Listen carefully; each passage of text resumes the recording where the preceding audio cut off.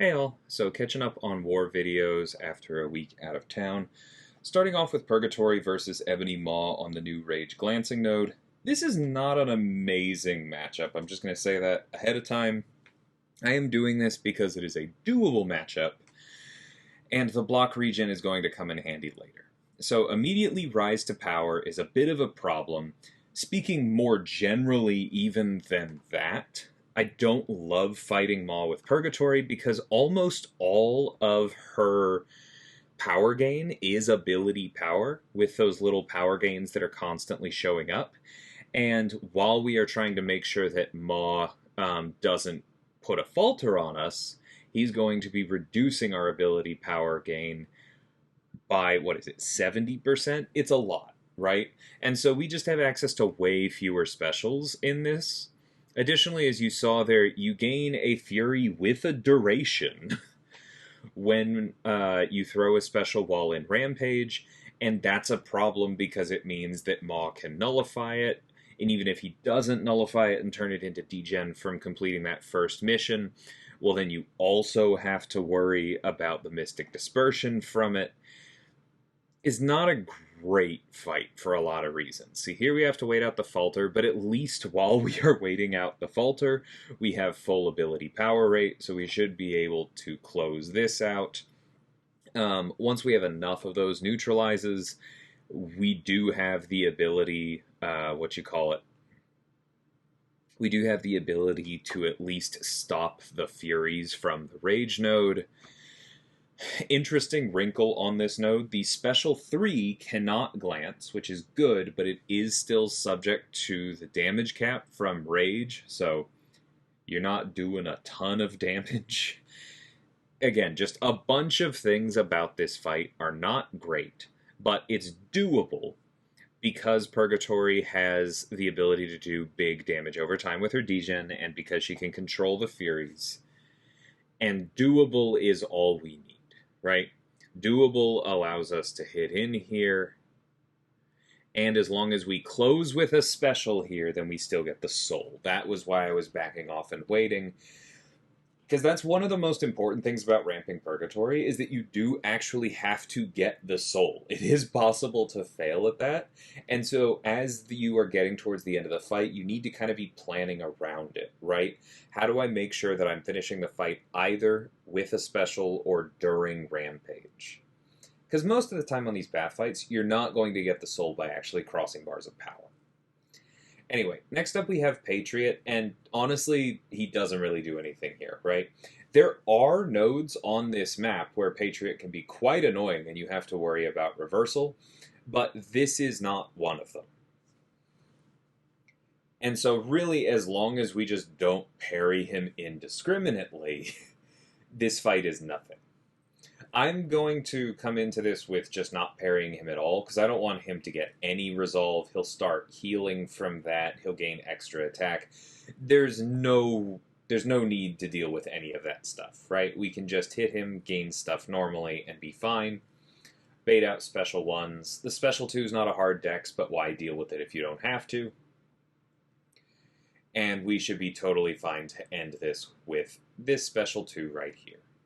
So boom, there's our skill soul, now we have access to slow. And we'll talk about why that's not necessarily the best thing in the world later on. But yeah, it's nice to have it. Also, for those of you who are wondering why I already had the mutant soul and where all my extra power is coming from, just to shout it out because the synergy is still pretty new, that's why I have Jean Grey on the team. When Jean is on the team, Purgatory starts with her mutant soul, and just is generally very strong. So now we're getting the Cosmic Soul. I don't think this matters because I think after this point I am exclusively fighting either Cosmics or champions without buffs. So the Nullify isn't very important. But at this point Purgatory is good for just taking these fights, right? These are tactic Cosmics, they can get a little annoying, and Purgatory can just play around it. So notice that I am alternating light, medium after my parries here while I still have access to parry, because I'm trying to make sure that Adam isn't gaining just a ton of intensifies. I'm not really worried about the intensity of Adam's own buffs. Those are huge anyway, right? But what I am trying to make sure of is that we don't make that power gain he periodically gets much stronger. Especially now that he is immune to Nullify from the Sovereign buff. We knew that was coming. We need to be careful. We're at least benefiting from Mystic Dispersion, and that lets us do nice short combos, not give him too many more, and the degen closes things out before we have to deal with his pod. So very, very good answer there. Power Steal is beautiful. We move on to Sersi, and at this point you may notice the feed cut because I went and practiced.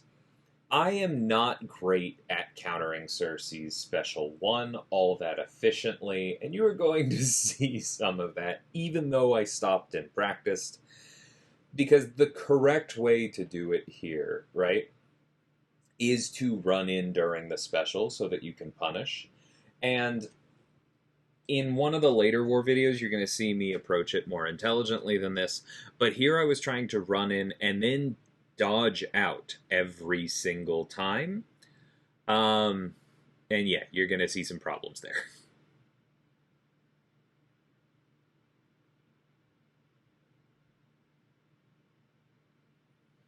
Or in the case of that one, you're just going to see me completely not punish it, which is fine. I just have to be aware of her being unblockable when we come back. Throwing the special 3 is pretty effective here. It's not going to do a lot of damage because of the protection, but that's okay. See, there's mistake number 1. That's why I invulned.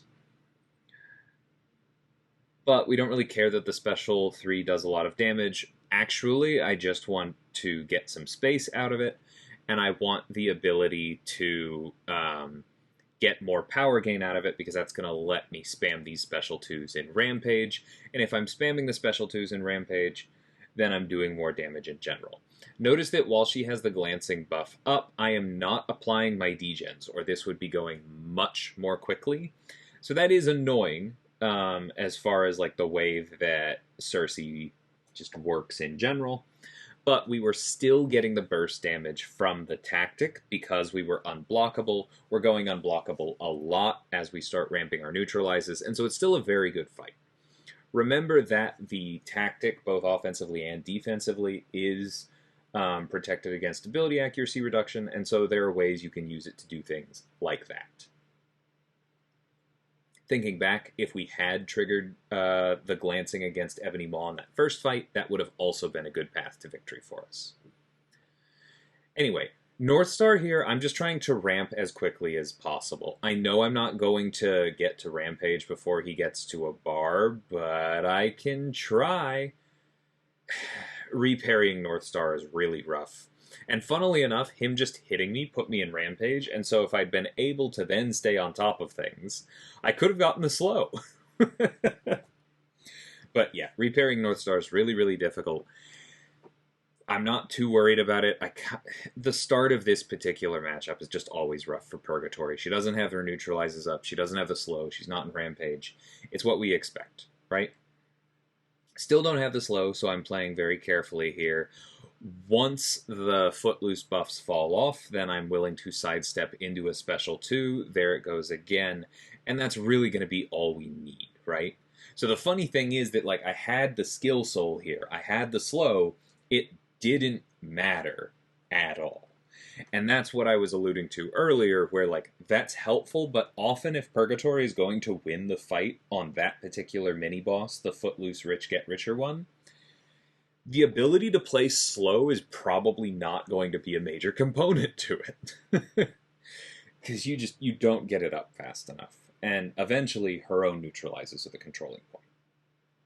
So anyway, now we have another Photon here. It's a rank 4 again. I'm using Wolf. This is the same as the previous war, but this remains a tough fight, right? Thankfully, Werewolf was still in full moon, but playing around Bane and Stunning Reflection on somebody who wants to idle is just tough, right?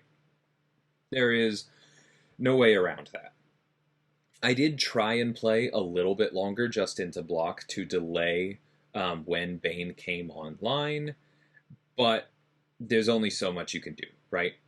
Eventually it's going to start ticking you down, and I cross that bar of power, go into Curse of Lycanthropy, and do a bunch of rupture damage here. So, yay, that's exactly how we want this fight to go so far. I will call out, if I was just a little bit more confident in my skills, I would be slowing down these combos to make sure that my final medium was still hitting her right after Bane transferred to me, so I could transfer it back to her. I could be a little bit more healthy at this point. But unfortunately, nothing's going to save me from this, right? I accidentally parried when I was trying to dash back. The stun lasted long enough that she got to do almost 2 full combos into me. No indestructible's going to save you from that. Yeah, that's why Stunning Reflection is tough, right? It's been a long time since I've had that particular issue with the accidental parry, and I'm not blaming the inputs for it, right? I don't think that is what was at fault. I think I was just early, because it is better under 60 frames per second, right? But sometimes you just mess up. Anyway, now that we're in this cleanup, we're just playing really carefully to try and wait out pure light mode. She is really pounding into our block, and it feels terrible. But at least we have this special 2 here. We knock down. She's out of pure light form. Here comes the special 2. We actually get the dex this time. And I will, fully admit, if I had played a little bit better in the last one, then maybe, just maybe, I would have come out of that terrible stun chain with, 20% left because I had one more charge on my indestructible boost. And then maybe I survive, but Photon had enough health left that I would not put money on it. And so at that point, it just really comes down to exactly what I said. Sometimes you just lose. Anyway, we pushed her red there. We still had an indestructible, so that was not as irresponsible as it looked, but thankfully the rupture finished her off anyway, and we move on to the boss. Unfortunate to die there, but class disadvantage against a rank 4 Photon. Probably going to happen some percentage of the time. Anyway, with Zola here, this is a tough fight. Ideally, I would be reparrying every single hit into block, because that would give me more power gain in Rampage. That was obviously terrible, right? I messed up the heavy spacing on the very first counter I went for, blew through my invulnerability, and took a bunch of damage as well. I did practice for this quite a bit, and I would take it again. There are signs for when you are going to be able to counter the heavy, but it's such a hair trigger response to be able to accurately throw the heavy versus not, that I wasn't on it, right?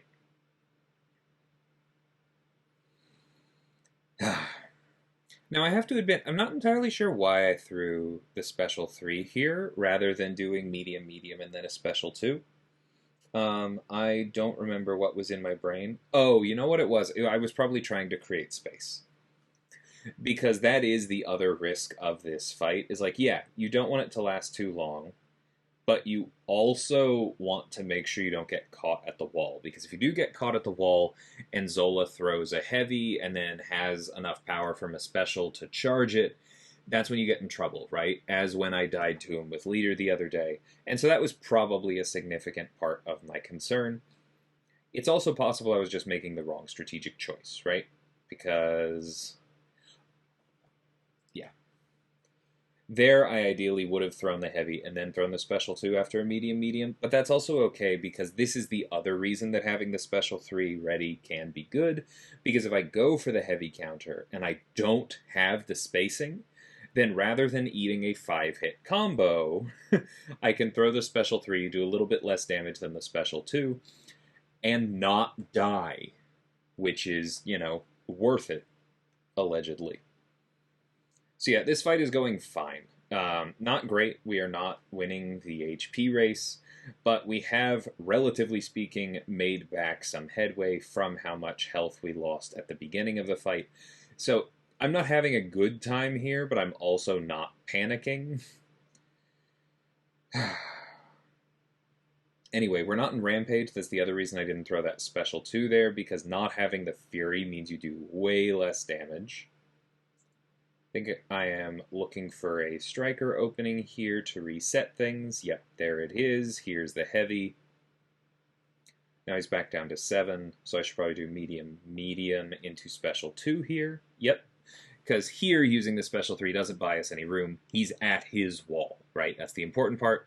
Now we need to look for another place to land a heavy. That'll do. That's the correct spacing. We are also now ahead in the HP race because of that big degen. So again, not panicking. This is just a very tough fight. We don't care about the cowardice because the actual damage of our specials isn't really doing much for us. We're just looking at that degen, baiting out this special 1 here because it doesn't help me all that much if I do happen to land a heavy if it pushes him over 2 bars, because I don't know exactly how strong that disintegration is on the boss node, but I really don't want to find out. Here we throw a special 1 just for spacing, basically, as well as giving us some room. I don't think that was actually a good call, because the special 1 has so many hits, but, you know, sometimes you make bad calls in the moment, especially against a dangerous boss like this. We do have our striker now, which is pretty nice. That means that we can control things that way. And here I go for it. I do control things that way. We are almost in Rampage, so we should be able to throw a special 2 here in a second. Yep, I just go for the full, or like a regular old heavy punish, not the heavy counter, and then can I finish this off before he throws the special 2? Probably not. So I think at this point we're just waiting for the special 2. We will heavy counter it. That disintegration hurts, right? 700 is a lot, but this should allow us to just close it out before the full damage makes itself known, and that's very helpful because we were into Assassin's range there. And it's not like we needed to rely on the parry stun. There's already stun immunity on this boss. But that means that the block damage was about to go up, right? From the disintegration cutting us down below 18%. And so I'm glad the fight was over there because there's a chance that it would have taken a turn for the worse. Oh, actually, even on top of that, Purgatory's power gain passives are when she's blocking. So that's subject to defensive ability accuracy as well. I believe that the regens from the block regen are subject to ability accuracy, so yeah, being in Assassin's range would not have been fun. Would have turned off a number of things that I was relying on to keep me healthy. Definitely very happy to close things out there. And yeah, I'll say here exactly what I said internally in our officer chats. I would love for there to be a better counter. And I know there are better counters for Zola, but I mean specifically that I would love for our battle group to have one that we feel more reliable about, rather than me doing that fight again, but I will do it again if necessary. Obviously soloed here, and I do think I could again. I'm just not sure that I would maintain a 100% solo rate.